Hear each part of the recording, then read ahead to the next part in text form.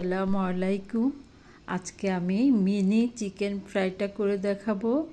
এখানে আমি ব্রয়লার মুরগির চিকেনের বুকের অংশ দুটো নিয়েছি। এতে দিয়ে দিলাম জিরা গুঁড়ো, গোলমরিচের গুঁড়ো, ধনিয়ার গুঁড়ো, লাল মরিচের গুঁড়ো, তারপর হচ্ছে গরম মশলার গুঁড়ো, কিছুটা লবণ অল্প করে দিয়েছি। তারপর দিয়ে দিলাম মিক্স হার্ব, এটা দিবেন। দিয়ে দিলাম চিকেনের মশলাটা। আমি অফ ক্যামেরায় আদা রসুন বাটা 1 চামচ দিয়েছি। এখানে দিয়ে দিলাম সয়া সসটা 3 চা চামচ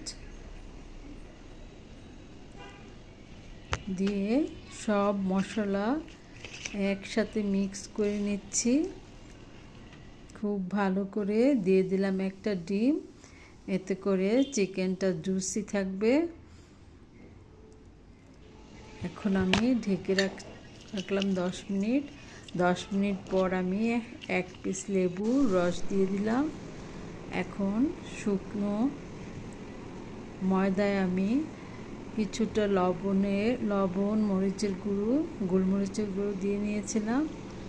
দিয়ে কটিং করে নিচ্ছি চিকেনগুলা। এই তো আমার সবগুলো করা হয়ে গেছে। এই অবস্থায় ফ্রোজেন করা যায়। এখন আমি ক্রিস্পি করে ভেজে নিচ্ছি। খুব সুন্দর একটা সুঘ্রাণ আসছিল ভাজার সময়।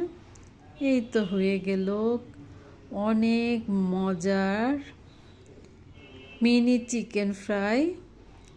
কেএফসি চিকেন ফ্রাই থেকেও কিন্তু কোনো অংশেই কম নয়। অনেক মজার, অনেক ইয়াম্মি। বাসার সবাইকে বানিয়ে দিবেন এইভাবে বিকালের নাস্তায় বা বাচ্চাদের টিফিনে।